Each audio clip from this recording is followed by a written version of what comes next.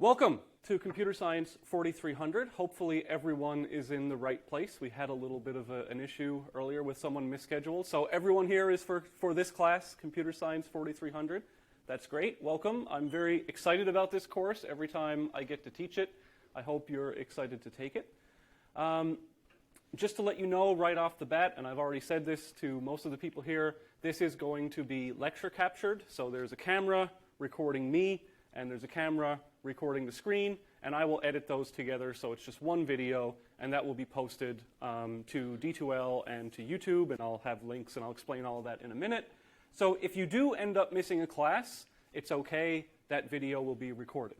Now, I'm not naive. I know that this is the last time I will see half of you because the videos are being recorded. However, I don't recommend never coming to class, and the reason for that is, of all the groups for the final project that I've ever had issues with, issues meaning they weren't able to submit it on time or a really poor grade, etc., all of those groups, for some reason, just happen to come from the people who don't show up to class.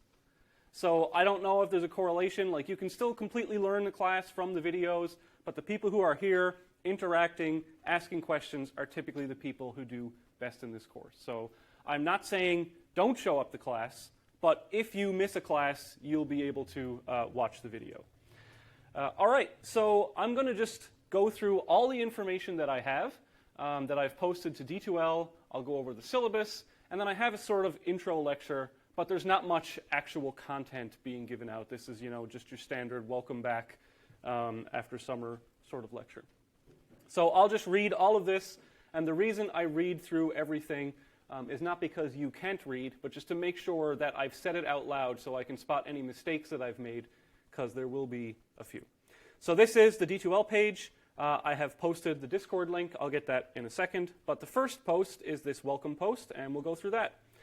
And apparently when you zoom in far enough on D2L, you just get a single column.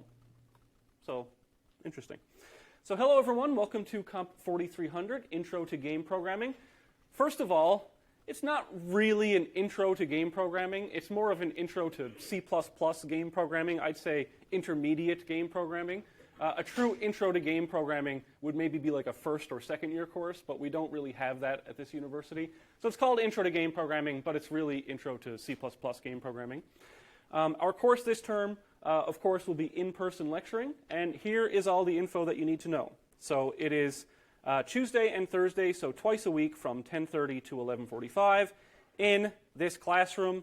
I know this classroom sucks. I'm sorry.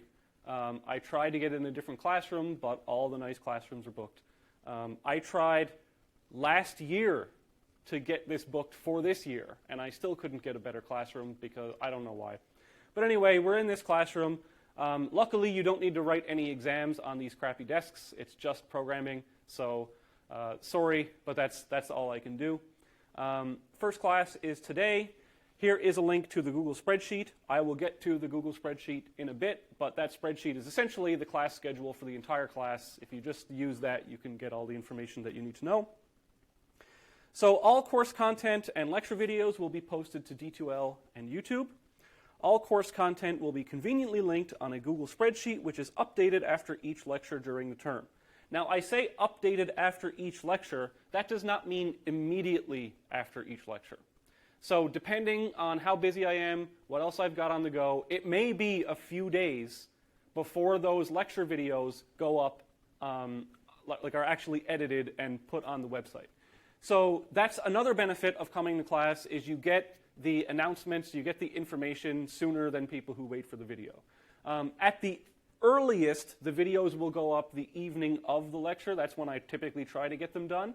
But like a Thursday lecture sometimes might not be posted until like the weekend or after the weekend of the next week. So just be aware that if there's, for example, a lecture where an assignment is being given out, you might not have 3 days, like the first 3 days to work on your assignment if I've released the video late. So just please come to class at least on days when the assignment is being given out. Links to the Google Spreadsheet and the course syllabus can be found on my teaching website. So I'll just plug that real quick. This is my website. This is the teaching part. And every course I have ever given is here. So you can click on the Google Spreadsheet link. You can click, this is a link to a playlist of all the YouTube videos for the course. Obviously, I do not have a playlist made for this one yet, but if I go over here, you can see this is a playlist of last year's offering of the course. Okay, so that will be made as we go through this course. And then here is the course syllabus, which I will open now. And so you can find the syllabus here, or you can find it on D2L. I'll go over that in a little bit. So this website really is like you can go through and hey, I didn't take that course, but maybe I'm interested in those things. All the videos are posted there. But if you are not registered in one of my classes, you can watch the videos, but none of the files, none of the assignments will be given out. So you're like, hey, I didn't do that course, but can I do the assignment? No. We'll get into why that is in a bit, but feel free to watch those lectures. All important course announcements will be made on D2L. Please make sure to enable email notifications for D2L so you don't miss any. I will typically mirror announcements on Discord. So if you are a part of the Discord server, you might get pinged there. But be sure you're checking D2L regularly because that's where everything is guaranteed to be posted. I won't necessarily duplicate everything on Discord. Feel free to contact me via email. I typically prefer to use my Gmail address. It's just faster and nicer than my Mon address for me personally. So if you do send an email to my @mon.ca address, that's fine. I will get around to it, but typically it'll be faster and easier if you email my Gmail address. Assignments. So as I said, there are no exams in this course. It's all assignments and then a project. So the assignments are very important. All students in the class will be emailed a link to your @mon.ca address where you can download a personal copy of each assignment once it has been released. So who here has done 3200 with me before? I'd say, okay, a third to half the class. It'll be exactly the same as that. So I will be sending you a personalized copy of every assignment. There's no link. There's no one assignment that everyone gets. They are all personalized to you. And as assignment 1 is given out and I give that lecture about assignment 1, I'll go into detail at great length about that. All assignments will be submitted via D2L as a single zip file for each assignment. And instructions will be given on a per assignment basis. Due to the rise in cheating and assignment sharing, your personal information, so your name, student number, email address, etc., will be embedded into each file of the assignment in plain text, the metadata, as well as in hidden text. This is to prevent the release of assignments and their solutions online outside of the class setting. So what I found several years ago was that you go on Chegg, these shady Russian websites, and here's, this course from Mon, that course from Mon. People just upload all the files, and I don't know if you get money from it or you just like disrupting the system, but that is what happened. So now what I've done, and the reason you get a personalized assignment, is that all of your personal data is embedded into those files in ways that you can see and cannot see to discourage you from posting them online. Okay? Since I've started doing this, the vast majority of all that has stopped, so it has worked at least partially. Don't worry, nobody is going to get your information because you're the only person who's going to be able to download your version of the assignment. Okay? That's it. It's just a measure to make it much more difficult for you to share these things online and get away with it. Anyone's assignment found publicly online for any reason will suffer strict academic penalties.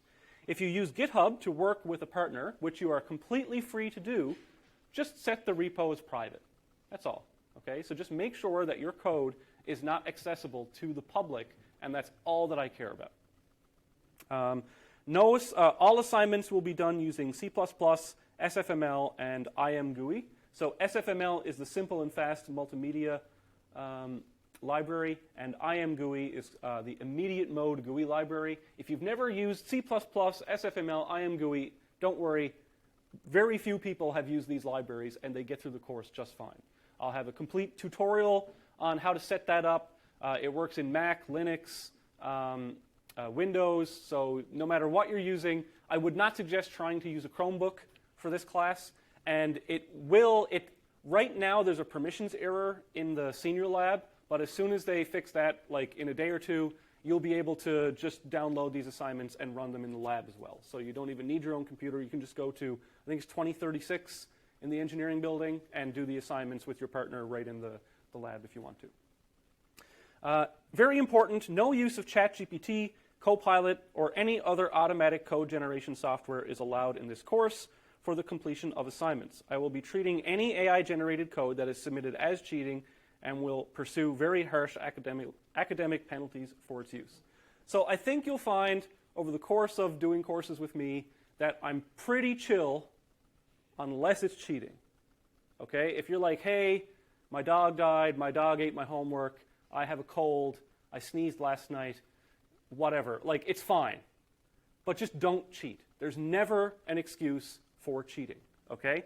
And also, the great thing about undergrads, I was there, okay, so I'm not like dissing you personally, is that you don't know how easy it is to spot that stuff to someone who cares, right? To a decent TA, to a decent prof.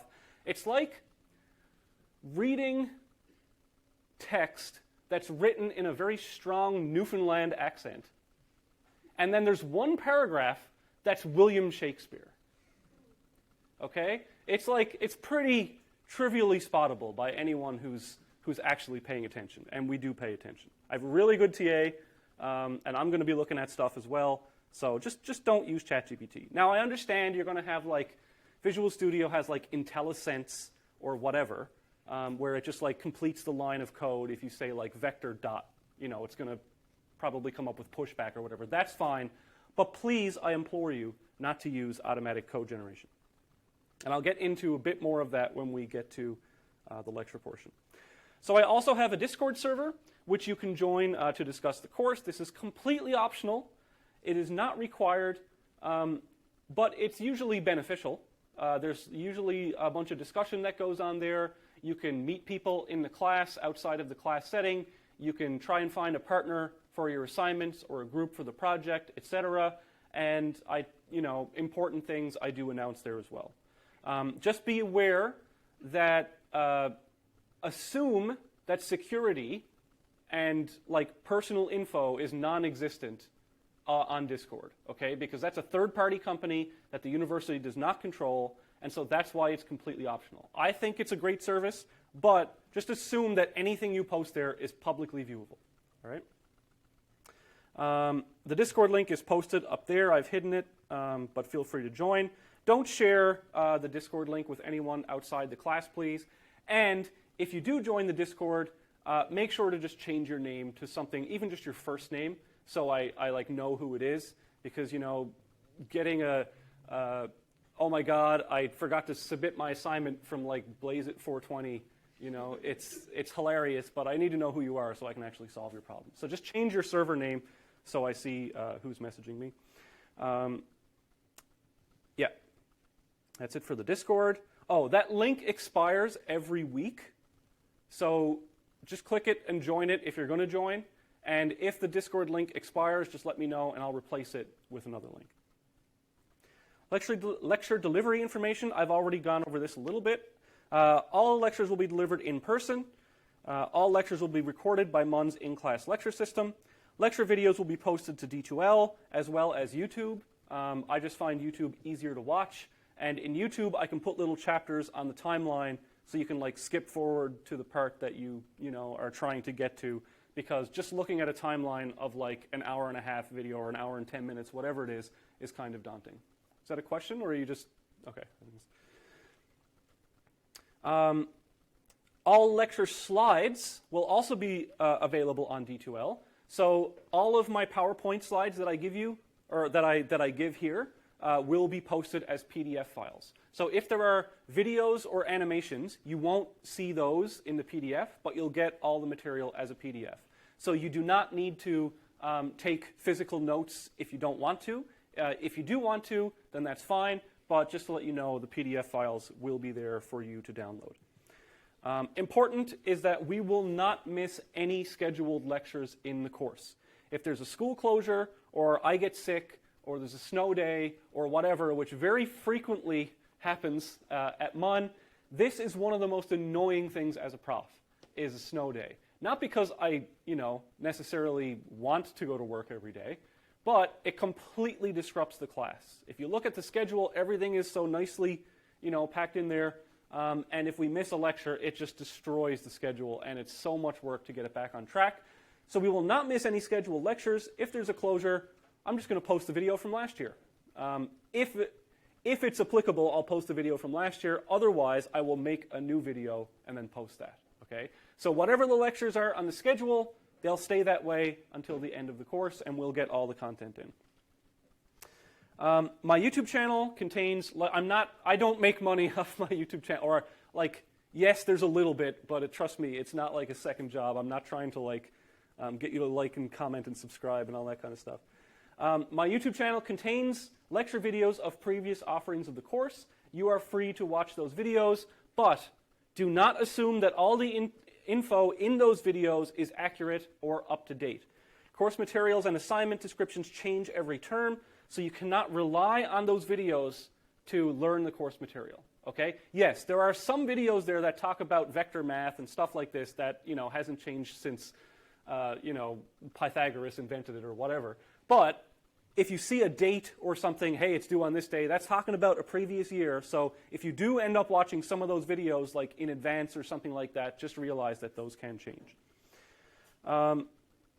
Even though we will be posting class lectures in the course, I highly recommend attending the classes. In 7 years teaching this course, the only people who I've ever had problems with finishing the course are the people who did not show up to class. So I know, yeah, it's a 10:30 class. Most of you probably haven't been waking up this early all summer. I get it. I'm in the same boat. But it's still nice if you're here and you can ask questions and get clarifications and stuff like that. But I am not taking attendance, so you're all adults. However you do in the course is going to be up to you. There are no exams in this course. This class will have a large final project and is worth a significant amount of the total grade in the course. We'll get into that a bit more when I talk about it. And details about the final project can be found here and will be discussed at a later date. And so let me just open that real quick. So I have a GitHub template repo that has all the details of the final project specification. So you can read through this at any time, but there is a scheduled lecture where I go through this in great detail, and that's when we'll talk about that. It's about halfway through the course. So, but you can have a peek at that if you want. Just be aware that until that lecture, that is all subject to change. Okay, I'm just using that from last year as a template for this year. And that's it for these announcements. Okay, now we'll get into the syllabus. I have copied and pasted a bunch of this into my slides, so I won't go through all of this here, but just to let you know, okay, this is my name, this is my office. ER is the Earth Science Building, not the engineering building. Some people try and find the 6th floor of the engineering building, and then they hit a ceiling. So that is the Earth Science Building. If you're trying to get to my office, you take that main elevator all the way up to 6, and then you turn left, and I'm down that hallway. There's like 5 of us from computer science in that hallway because the engineering building was full, apparently, even though engineers get space in the new building. Right, anyway, I won't go on about that here. My office hours will be on my website right at the beginning. So right here. Oh, that's not right. So I will post my office hours to D2L. That's what they were. I will send out a poll for the class and try and pick a time that works best for everybody. I can't have a time that works for everybody, but on average, I'll get one that works for people. So office hours as of right now are to be determined. And this is the wrong... I had the wrong syllabus open. No one noticed that. Okay. Where is teaching this class? Here we go. So I'll just read the course objectives, and then we'll get into the slides. So this course is for students interested in learning the fundamentals of game programming and game engine architecture. Topics include an introduction to blah, blah, blah, blah, blah, blah. All right. I have slides on that, so I won't get into it too much now. More important than that, probably, is this course schedule. So this is linked on D2L as well as my website, and this details exactly what we're going to be doing in the course. Let me just zoom in a little bit more. Okay, so down here I've got mapped out every lecture for the term. And this is essentially, it's kind of subject to change. Sometimes I do change it a little bit, but for the most part, it's going to stay the same. Wherever you see blue, that is when an assignment is being given out. And what I do in this course, this is a weird psychological thing. Trust me, it's a benefit, but it may be a psychological detriment, is that there's always an assignment due in this course. Okay? But what I've done is given you more than enough time. So whenever there's an assignment, like I release the first assignment, and the day that that's due is the day the second one goes out. Okay? So rather than say, okay, I'm going to release the next one 2 days later, or in the next lecture or something like that, I just made it so that when one assignment is due, another one comes out. In the end, physically, you benefit from having more time, but it may be a little annoying that there's always something due, right? But on average, you get 3 or 4 days more per assignment if I do it like this than having the due dates like offset by some weird amount. And with the difference between a Thursday and a Tuesday being 5 actual days, like this could save you 5 days in some cases on the assignments. Over here, you can see each of the 4 main assignments and then the project stuff and when that's all due and how long you have to do stuff. So all that is there. What's going on? Okay. We are going to be missing 1 lecture because of midterm break. And here, anything in yellow is course project related. And that's about it. Here I will, like after this, I will post the PDF here and the YouTube video and the D2L. They'll all be links. And then if I go over here real quick and I look at, for example, last year's spreadsheet, by the time we're done, all of these will be filled out. And you'll be like, oh, I forgot how to do cameras and views. You can just click on that YouTube video and then go to the timestamps in the video and study it that way. So the reason I do this is mostly selfishly for my benefit so that I stay organized. But the good byproduct of that is that you can stay organized by looking at this spreadsheet. Alrighty. I think that's everything here. So let's go into the PowerPoint, where I will say a bunch of that stuff again, but in more detail. All right, got a laser pointer? Good.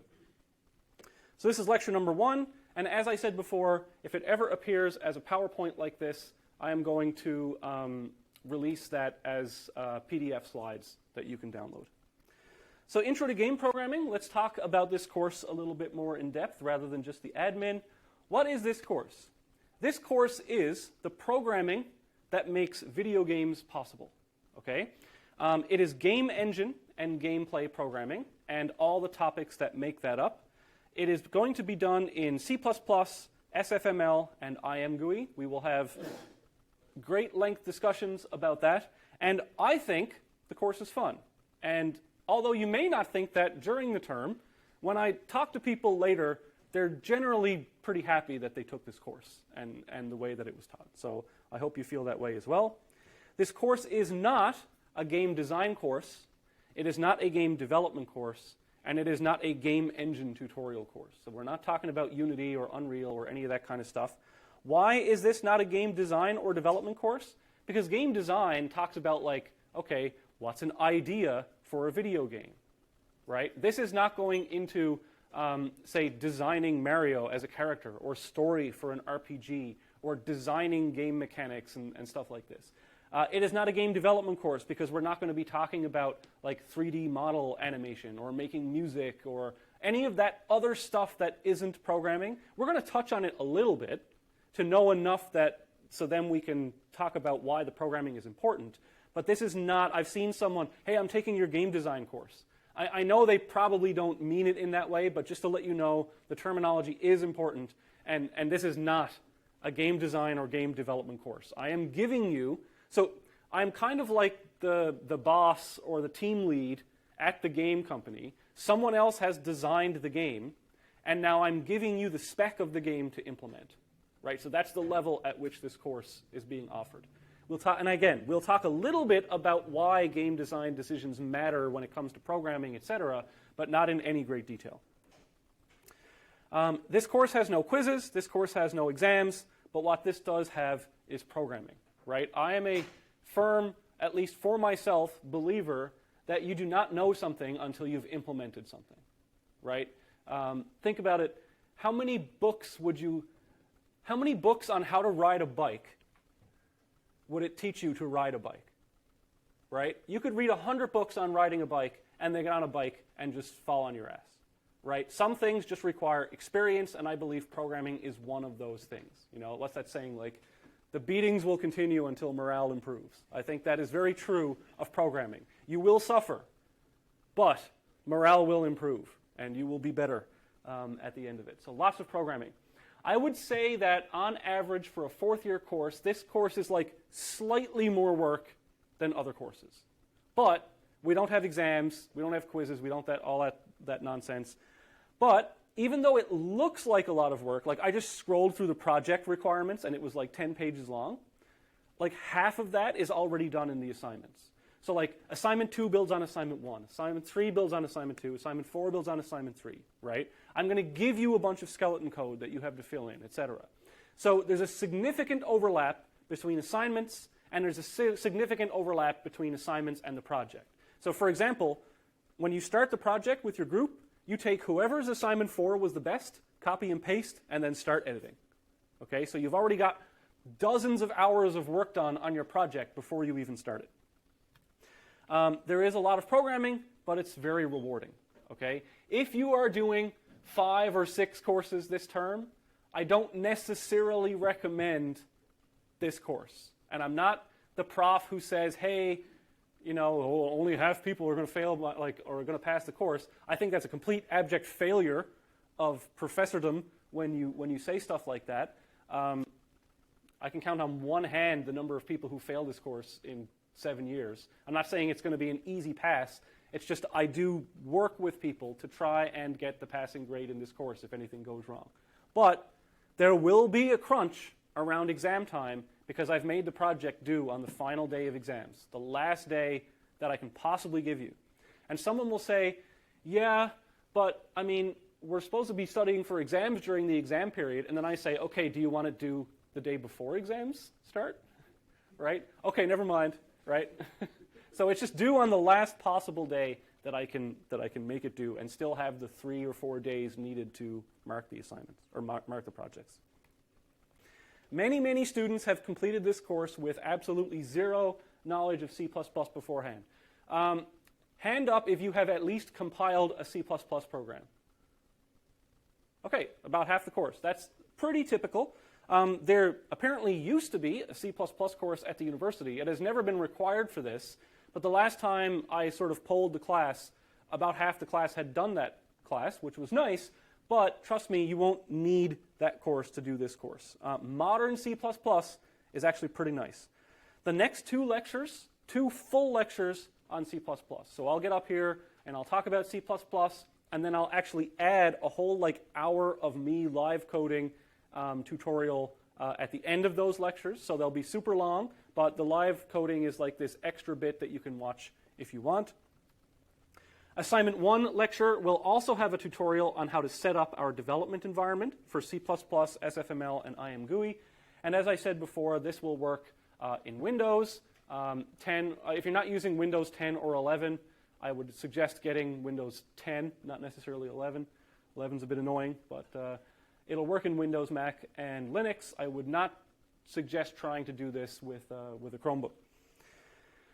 Don't be afraid. C++ is definitely one of the more intimidating, the opposite of intuitive, intimidating languages to look at, but modern C++ is just as easy as any other language if you do it correctly, and hopefully we will be doing it correctly. In terms of the course structure, there is no mandatory textbook, but I have listed some optional textbooks on the syllabus if you're super big into devouring textbooks and you just love doing that. That's there. I'm always available via email. Typically within a day I'll respond. I'm also a chronic Discord addict, so if you send me a DM, I'll typically respond there as well. But please read the server announcement on Discord. What I would love is only DM me if you have a problem that is sort of personal, or a question that is personal, like, hey, why did marks get taken off for this on the assignment? That's a DM or an email. If it's a general question like, hey, I can't find a link to whatever, does anyone know how to compile this? What is this error message that I'm getting? Post that in the channel. That way I can answer it and everyone can get that answer. And then that will save me probably a lot of work.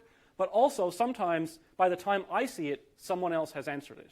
But feel free to answer other people's questions, but please only if you are 10,000% sure that that is the answer. Because the worst thing is to come back and see someone has explained something completely incorrectly to someone else in the class. Because then I kind of have to delete it and it doesn't feel good. So feel free to answer a question, like what day is this lecture or whatever, or why am I getting this error message, but only if you're sure of what's going on there. There will be a total of 4 assignments, plus 1 project-related additional submission. Assignments are worth 40% of the course grade. Assignments can be done of groups of up to 2 people. No contact with other groups, please, in terms of discussing the solution. Each assignment will be to make a game with a given architecture or goal. I say groups of up to 2 people. You can do them alone. I would say maybe 5% of people historically in this class have done them alone, and it's kind of a struggle. I have designed them to be for 2 people. Okay? So assignment 3 and 4, especially assignment 3, that one's a lot of work. So I would highly recommend getting someone in the group who you can talk to, who you can share the load with for the group. And also, the course project, which is worth a lot of the course grade. Now, you might say, why is the project worth so much? It's because it incorporates things from the assignments. So the project is what we really care about in this course. The final project is to make a full game of your own choosing. Now, there is a bit of game design that goes into that because you have to make this new game that no one's thought of before. But again, not a game design course. You will be making a video trailer for your game, as well as a final presentation video that you'll have. And projects will be in groups of up to 4 people. Okay? Now, I know that not every class is perfectly divisible by 4. And in rare circumstances, if someone is absolutely stuck, I will allow maybe 1 group of 5, but then I will add an additional requirement to that project. Okay? I would much rather there be a group of 5 than a group of 1 trying to do the project. And the cool thing is if you've done groups of 2, then you just need to take 2 groups and put them together. And trust me when I say that I know that working with other people is frustrating. Okay? Sometimes people are unreliable. Sometimes people don't deliver what you want. My response to that is get used to the rest of your life in programming. Because unless you have some crazy startup that you do all by yourself, you are going to be working with other people.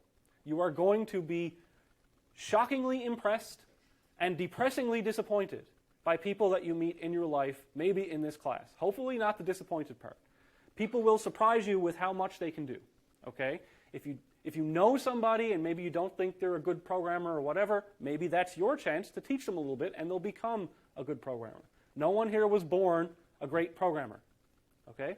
So please, I understand that issues can happen in these group settings. I'm completely aware. I did more school probably than any of you will, right? I was a student for 15 years in university total.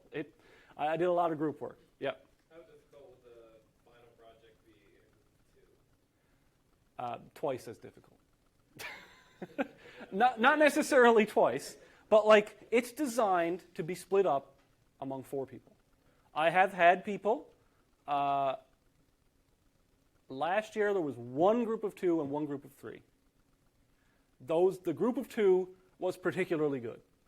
So like better than, I don't want to say any student is better, but their knowledge of C++ was, they weren't doing a lot of courses. One person told me, hey, this is my only class this term. I want to do it by myself to challenge myself. And I convinced the 2 people who told me that to group up, right? Because I want you to get that experience working with other people. And now, as more general advice, things will go wrong for some of you in this course. Just come to me as soon as things start to go wrong. And I'll get into this more as I introduce the project. You'd be shocked by how many people come to me 3 days before the project is due. We haven't seen this guy in 2 weeks. And he was supposed to do the level editor. Okay. At what point, like, if you have a paying customer in the real world, and it's time for you to deliver the thing to them that gets you the money, and you say, we haven't seen our programmer in 2 weeks, who looks like the fool there? Not the person you haven't seen in 2 weeks, right? It's like, you got to come to me as soon as, maybe not like, if you send an email to a group member and they don't respond that day, okay, give them a little bit of time. But if anything seems a little bit out of place, just come to me and we'll talk about it. I have had, over the course of years, some not a lot of them, but like 1 or 2 situations where there was real like animosity between group members because like things were promised, whatever. And I can tell you with 100% certainty that every single group dispute was caused by miscommunication. Every person in that group wants to pull their weight, they want to learn, and they want to pass the course. Nobody is out to get you. Well, okay, maybe some of you have some enemies, but they're probably not in this course, right? And if they are, don't form a group with them. So nobody in your group is out to get you or to make your life miserable, because that makes their own life miserable, and people are typically pretty greedy. So just come to me. If it's been like, hey, we said we were going to have this meeting, the person didn't show up, I sent them an email, they didn't respond. Like, I have had every possible valid excuse under the book, like especially when COVID was happening, people have family emergencies. The last thing on their mind, if someone in their family passes away, is talking to the group, right? So just come to me, I will be that mediator, and I promise we'll work it out, okay? But you can't come to me the day before. That's pretty much my rule in this class. If it's the day before, and it's the first I'm hearing about whatever your problem is, right, that's not a good look. If it's the day before, and you're like, I can't get my program to compile, well, then I know you started it the day before. So my sympathy for you goes way down, right? Start it in advance. I will say, though, that in this class, I'm not sure if I have this written anywhere, but I will post it on D2L. For the assignments, you get a one-time use, 48-hour, no questions asked extension on any assignment. Use it wisely. Don't blow it on the first assignment. Trust me. The first assignment is the easiest one. Save it for when you have an actual problem, not for when you procrastinated. Okay? But you just say, okay, what will happen is you submit it less than 2 days late. The TA will record that you've used it. Just send one of us a note on Discord or on via email. Hey, we're using our get out of jail free card on this one. That does not apply to the project. There are no extensions to the project. But pretty easy on the assignments. The assignments, here they are. We're going to have an initial easy assignment. The weighting on all the assignments is not the same. For example, I think assignment 3 is worth like twice as much as assignment 1. All the weighting is there on D2L. It's already done.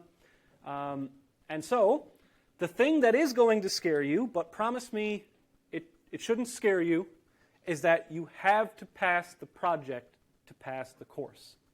I've checked with the department. I'm allowed to do this. Okay? What has happened in the past, and the reason I introduced this, is because there's groups of 2, someone has a best friend that they feel bad for, they carry them through the assignments.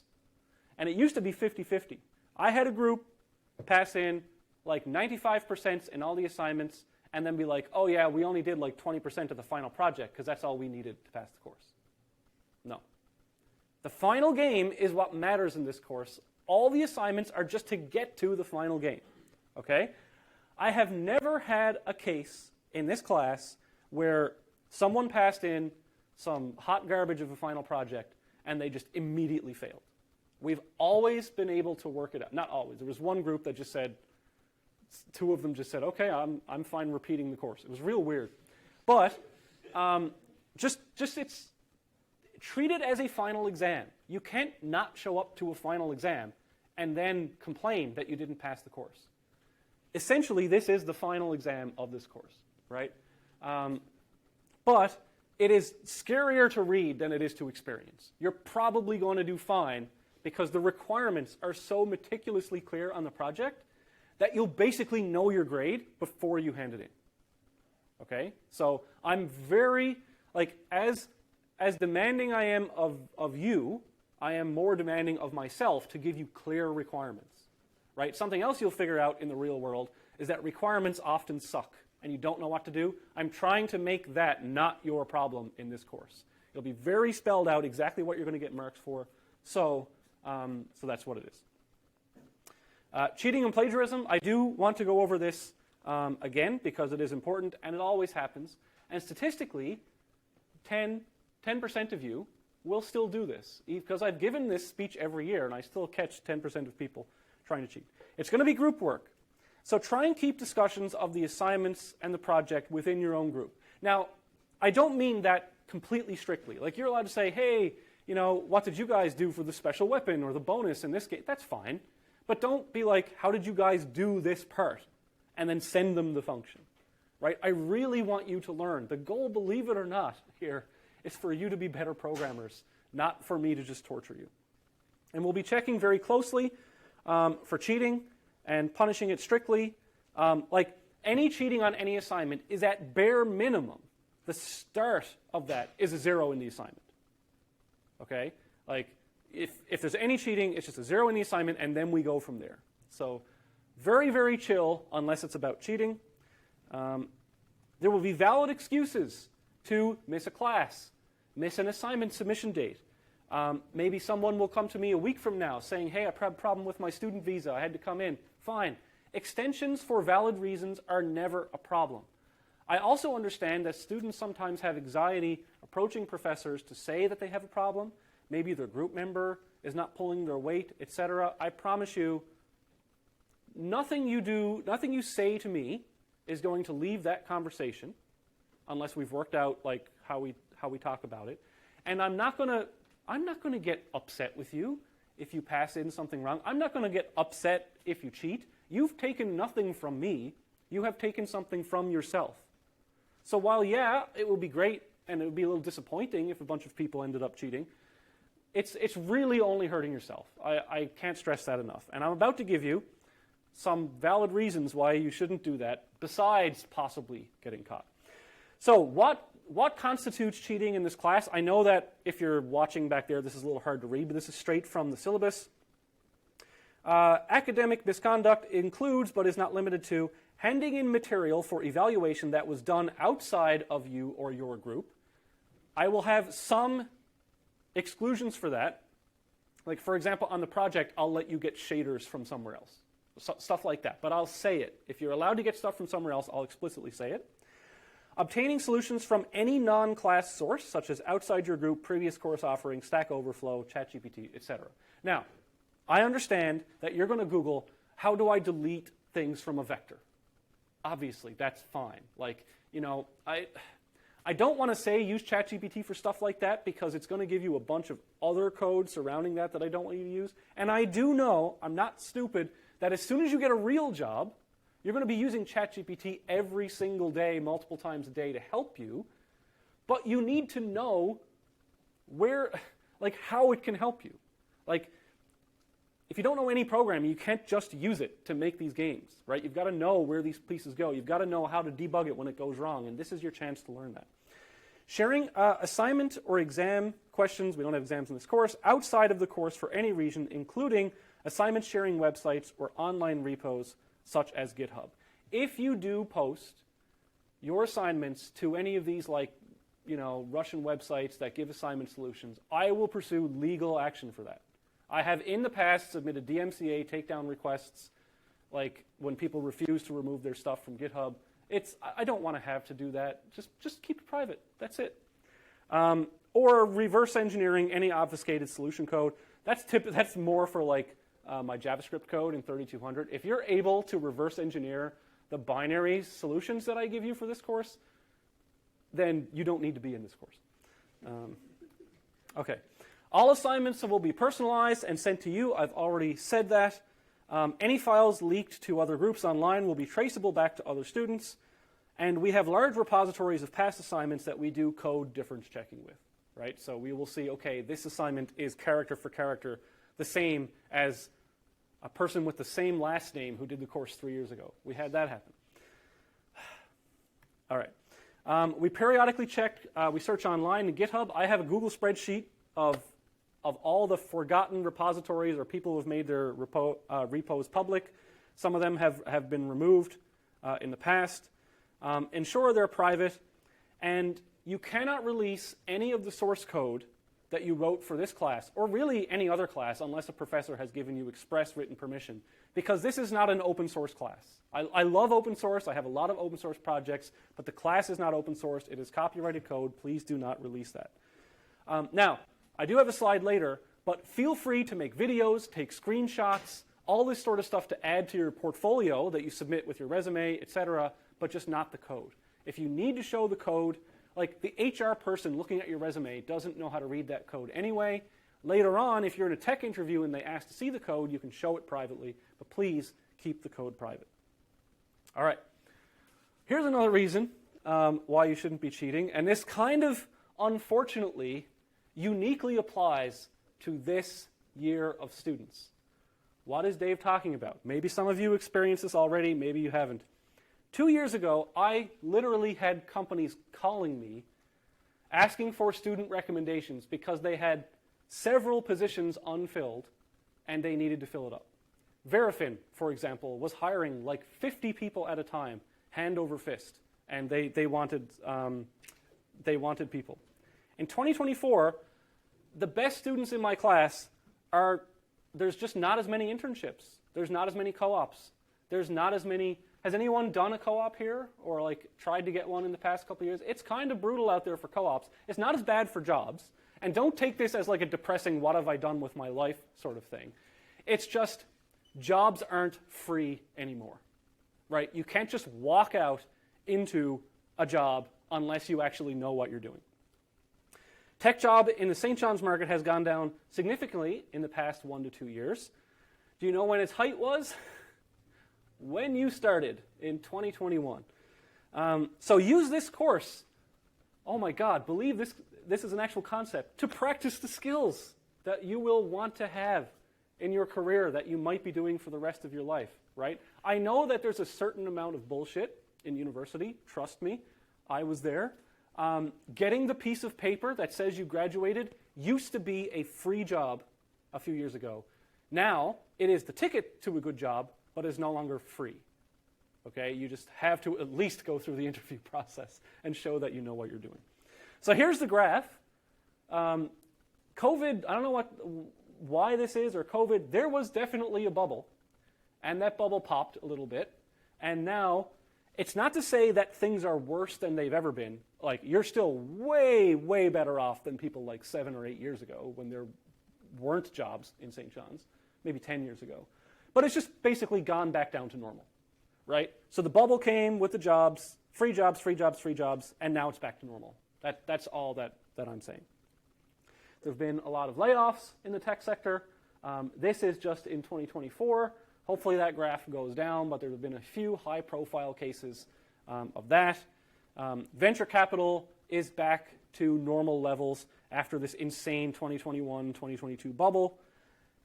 And there's just like a bunch of ghost jobs out there, apparently, because, and this is depressing, but for these companies to stay on top of these job website algorithms, they basically always have to have jobs open. So what do? They post fake jobs. It's dumb. But luckily this isn't really like a Newfoundland problem, and less so in Canada, but these like major metropolis, like San Francisco, New York type areas, there's a bunch of fake jobs. And because there was this bubble, I'm sorry, like it sucks. You guys are getting a bit shafted in comparison to people who graduated in the last 2 years. But because there was this bubble that kind of started in 2021, what has happened? The number of CS enrollments has skyrocketed and more than tripled in the last 10 years, right? We are now behind, computer science used to be, only 10 years ago, was the least enrolled science department at MUN. And now it is third only to psych and math, the two courses that basically everyone has to take in their first year. And if you remove first year and second year courses from this equation, computer science is way in first, right? So there's a lot of people doing computer science. This is a North American graph. I think it's North American. It might be world graph of bachelor's degrees in computer science, master's degrees, and PhD graduates. And if you think it's bad as an undergrad, try getting a PhD and realizing that there's no jobs for PhDs because there's a huge inflation of PhDs. Oh man, it's brutal. Okay, so that's not to say that it's all doom and gloom, because it's literally just like the market has kind of corrected itself. But there's a bunch of people that now you're competing against, maybe people in this room, maybe group members, and I have done tech interviews. I have a lot of friends that do tech interviews in industry, especially local industry, and they can tell within the first 2 questions that they ask you. They'll sit you down with your resume, and they'll just go through each point. And the 3rd or 4th question, they'll know if you're bullshitting them or not. So please actually try and get better. I know I shouldn't have to be saying this, and all of you are like rolling your eyes, but I get it. A bunch of people couldn't decide what they wanted to do and said, oh my God, computer science is a free job, and enrolled, and by the time they graduated, it's no longer free. So just keep that in mind. Yeah. Why did nobody get a PhD in 2019? I don't know. You can only get one in 2050. Yeah, there's a bunch of years, nobody, just people didn't get PhD. Yeah, I guess they all just, I don't know. Grad school's kind of depressing. I don't know. I don't know what that is. I don't know how accurate these numbers are. I just wanted to show you line go up, right? So line went up. Okay, portfolio building. So what is important is that you show somehow that you know what you do. So even though you can't release the source code, I have designed this course to have a final project video explaining everything you did, and like a 3-minute game trailer. And it's so funny, like I have a bunch of friends in local industry who are kind of, senior level now, and they're like, Dave, I am sick of seeing your games in these interviews. Because you come out of MUN, and what do you have to show for it? Maybe your 3rd year and your 4th year course stuff, or if you've done stuff on your own. But this is good. This is what it's for. My job is to annoy my friends in industry who have to look at this, because they're cool games, and you get to show them off, right? Feel free to get screenshots, videos, compiled versions, voiceovers, whatever. Make yourself look as good as possible, but also be able to back it up. And so the course is designed to build your skills and portfolio. And I have designed this course to be as relevant to industry as possible. Like trying modern techniques, modern versions of C++. I'm not just here, just telling you things that are like, okay, we're going to use Pascal to teach operating systems, and I haven't updated this course since I took the job in 1960, right? I'm trying to keep it up to date. Okay, so what are the course goals? The course goals are to learn game programming from scratch. From scratch meaning no game engine, okay?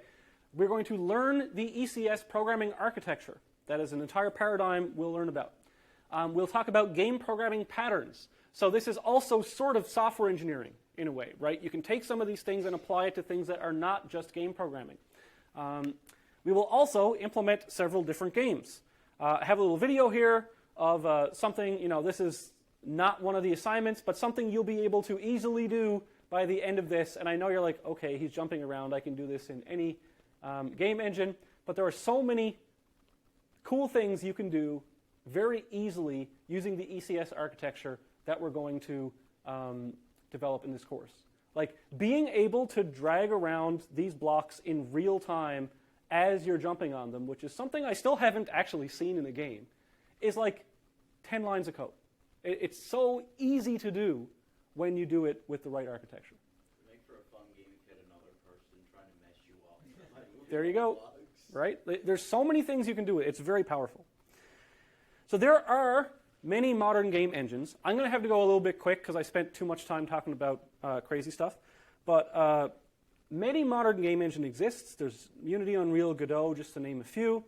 Typically, they have a user interface to interact with, along with coding interface as well. And we will be making a level editor, but not a full arbitrary game engine like Unity or Godot or whatever. So has anyone, who here has actually used one of these game engines in the past to do something? A few people, maybe 10? Okay.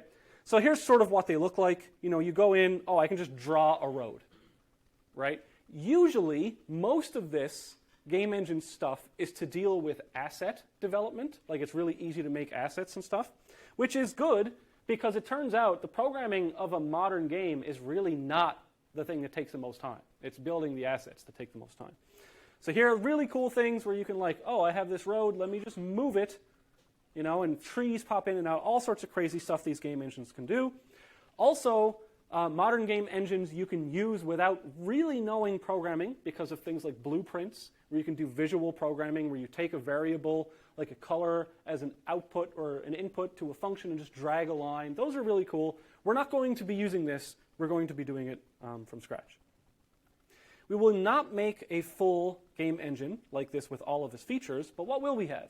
We'll have an C++ ECS programming architecture, which once you're done with the course and you're like, I kind of want to make a game like this, you'll be able to take the engine that you made and very easily make a new game with it. Okay? And you'll be able to incorporate different game scenes. So for example, you'd have a game like Pokemon or another RPG. You might have a menu scene. You might have a walking around the world map scene. You might have a battle scene, right? So these scenes are going to be trivial to do with our game engine. And we'll make our own level editor, which is actually shockingly easy when you use ECS. We could extend this game engine to 3D, but the problem with 3D is you spend half the course talking about the 3D-ness rather than the programming. Like we'd have to have lectures on 3D models or whatever. We'd have to have lectures on linear algebra. We have lectures on quaternions and rotations and all this nonsense. And I want this to be about the programming, not have it be like a linear algebra course. So why not Unity or Unreal? Because this is a computer science class. It's not like a 1-week crash course. We want to get our hands dirty in the details. After this course, you will understand how those game engines operate.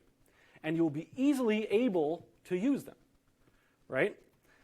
So teaching an existing engine, if that's what I did, all I would be teaching you for this class would be how to use that engine. That's it. I'd be teaching you the syntax with very little understanding of what's actually going on under the hood. So if you get taught how to use a specific game engine, that's great, right? You'll be an expert in that engine, but if the company or the job you get doesn't use it, then you're out of luck, right? You've learned that complete engine almost for nothing. And so that's just a syntax problem. But if you get taught the underlying concepts of how the game engine works, you will be able to learn a specific game engine much easier than you would have without this knowledge. So that's sort of my reasoning for this. And not last year, but 2 years ago, 3 years ago, 4 years ago, I did a poll, an exit survey of the class, and I asked, now that the course is done, are you A, glad that we did everything from scratch, or B, do you think you would have preferred using a game engine? And literally every single person said they preferred doing it from scratch. So that's hard to argue with. I think you'll agree with it once it's done. There's a bunch of topics in the course. I'm not going to go into detail on all of them, but we will be teaching an intro to C++, an intro to the standard template library. That's supposed to be STL, not SFML.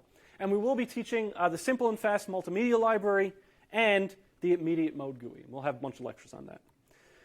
We'll be teaching a bunch of stuff with 2D game engine programming. I'm not going to just say all of those, but we'll be teaching all sorts of different stuff. You'll be able to understand that no problem because you're all smart folks. We will be teaching the ECS game architecture. I've said ECS a bunch. What does it mean? It means entities, components, and systems. The architecture of that, the design of that, the implementation of that, talking about classes that we'll use for ECS, the structure, some memory management, especially later in the course, and we'll talk about systems for gameplay mechanics. We'll talk about some physics and math for games, so we'll be doing things like kinematics and collisions, and whether we get into mass and momentum and stuff, we'll see if we have time for that. But we do talk about physics and math for games. We talk about some basic gameplay programming, so some very, very basic AI. There is another course. The reason I left a bunch of AI out of this class is because there's 4303, which is specifically AI for games, so I recommend that course.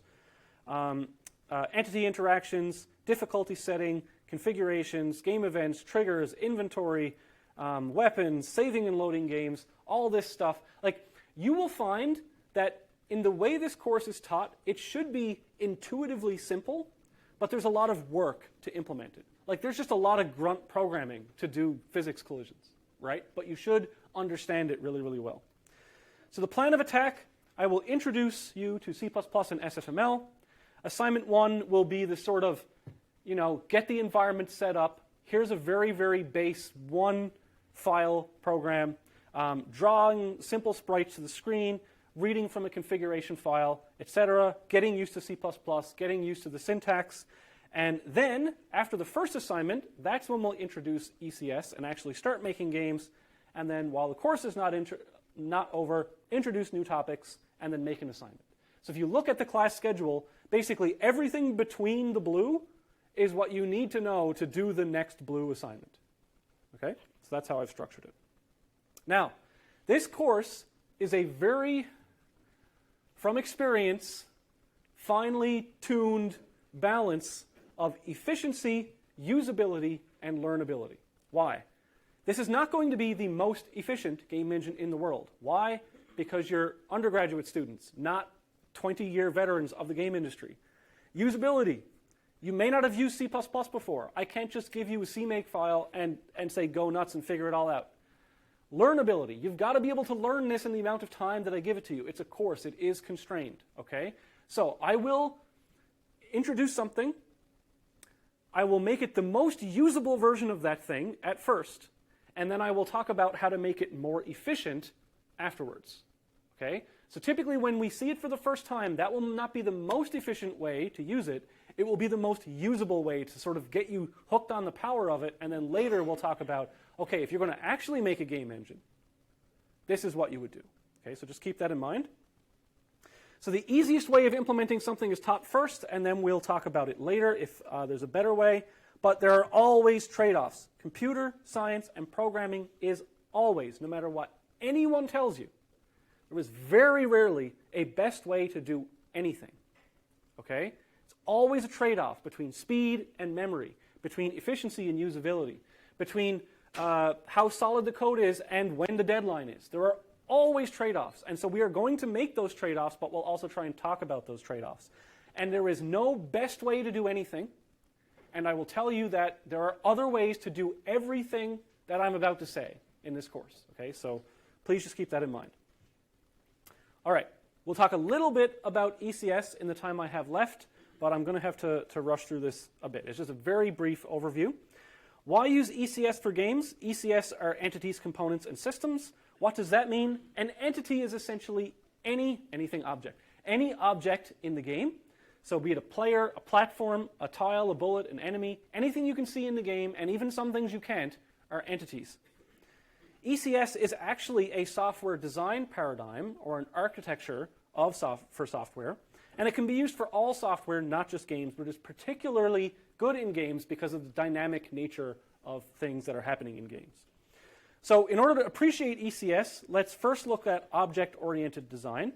So I'm going to use, these are definitions that sort of I've come up with. If you Google these, you may come up with slightly different definitions, but hopefully you understand the idea rather than just the terminology. So object-oriented programming uses the concepts of objects and inheritance to implement specific functionality. So this is things like polymorphism, inheritance, you've got a base class, you've got child classes. That's object-oriented programming. object-oriented design, at least in the context of games, is a slightly different concept than object-oriented programming. Object-oriented design is the process of strictly using object-oriented programming in order to design the architecture of our game engine and the entities in it. So hopefully you can see that difference, right? Object-oriented programming is a tool that you can use to make a lot of things a bit easier.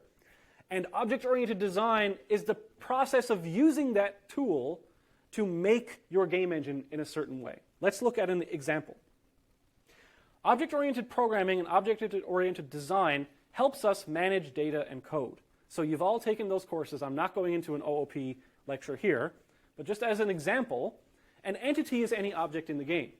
If an object is in the game, well, in order to use, for example, inheritance, the idea of inheritance is using qualities that are shared among things, right? So for example, if we have a person class and we want a student to inherit from person, well, every student has an age, has a name, has a height, has a weight. A student would then have something like a student ID, a list of courses, blah, blah, blah. You've all seen that example before. An entity in our game, each of them is going to at least have a position in the game world, right? So each of them will have an XY position. The entity is used as a base class, and then everything else is going to derive from it. So for example, what we might get is, okay, we have a base class entity, and now we may have static entities. Those are things that stay still, don't move. And then we may have dynamic entities. Those are things that move around. So like static entities wouldn't have a velocity. Dynamic entities would have a velocity. So we've identified things that are a subclass of entity that have different properties, so we make them different classes. This is standard OOP. Now we want to make a rock. Okay, a rock or a tree would have something like maybe just like a sprite. They just sit there, they don't really do anything. Over here in dynamic, maybe we have an enemy NPC, we have the player, they're dynamic, they move around, they have certain properties. Enemies would have different properties than players, so they're different classes. But then maybe we get something like, okay, what do we want to have a tree that's also an enemy, right? So now we've got multiple inheritance. This can get finicky, it's a little bit awkward. I've gotten a number of comments on my YouTube videos that I have cherry-picked this example to make object-oriented programming look as bad as possible, and they are completely right. I have. But what you don't want to have is a complex game with 100 different NPCs and 100 different classes. Okay, that is annoying. Here's how you do that with entity component systems. An entity is an object in the game. A component is a property that you can attach to an entity. So a component example might be a position. I'm going to give that thing a position. A speed. I'm going to give that thing a speed. A bounding box for collisions. Health. Weapons. Damage. And so what you get is, instead of this like hugely vertical inheritance, you get a more flat collection of components that you can use to build entities. Okay? So for example, over here, a tree may just have a position and a sprite. Sprite being thing that you draw to the screen. An enemy may have a position, an AI, a sprite, an AABB, that's an axis-aligned bounding box. We'll talk about that later. That's just for collisions, and a velocity. But an enemy would not have an input because it's controlled by an AI. But then the only difference between an enemy and a player is that they share all of these things in common, except instead of being controlled by an AI, the player is controlled by an input.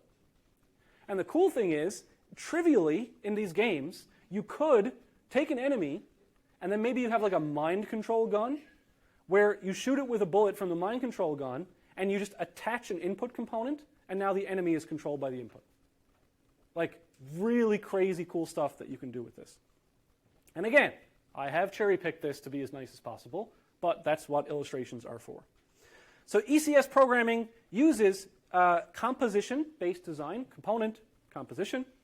So again, entity is any object in the game. A component is a property attached to entities, position, texture, etc. In this class, I'm using what I call pure ECS, where components are pure data. In some versions of ECS, you might see that components have functionality attached to them as well. right? So the functionality of a component is contained within the class of the component. I would consider that like a slightly different version of ECS, but it's still ECS. But in our class, components are just data. And then the systems are the code and logic that reads the components of entities and then implements the game mechanics surrounding that. So here's an example of some ECS things. A player might have these things, might have position, speed, bounding box, sprite, health, gravity, input. We can just attach them and let it go. An enemy might have these things. A bullet might have these things. Something that's going to be very powerful is this idea of a lifespan component, where I just attach a lifespan to a thing, and after that amount of time, it will disappear. So if I'm shooting a bullet, I don't need like a separate system which is like despawn bullets that have been around too long function. Everything that has a lifespan, if it's been around longer than its lifespan, it just gets deleted. It's such a crazy easy way to do things. And then you have simple things like tiles. And then what you'll have are systems, which are so, again, cherry-picked a little bit, but the easier systems, movement system. For each entity, take the velocity of an entity and add it to its position. There you go. You have updated the position of every entity in the game. The player, the elevator, the bullets, everything. You've just taken the velocity, added to the position. Collision system. Okay, for every bullet, loop over every enemy. If there's a collision, subtract the bullet's damage component from the health component of the entity, and then destroy the bullet. That's it. That's what you got to do. Well, there's more code than that in the is collision, but there's a very simple system. The rendering system. For every entity, in the window, draw the sprite of the entity at the position. It's actually like, it's not much different than this when you actually read it. And then we'll have an architecture where we have a game engine, right? So that's the top level game. Now and then inside that, we're going to have different scenes. A scene in a game engine is like where different gameplay mechanics are implemented, right? So for example, the main menu is a scene. Pressing up, down, left, and right in the main menu is going to do something different than when you're fighting enemies in the actual game. So they're two different scenes. Inside each scene is going to have its own systems that handle things. Some systems will be shared, like the physics system between scenes. Each scene will have an entity manager. We're going to implement a factory design pattern to handle the lifespan and memory management of all our entities.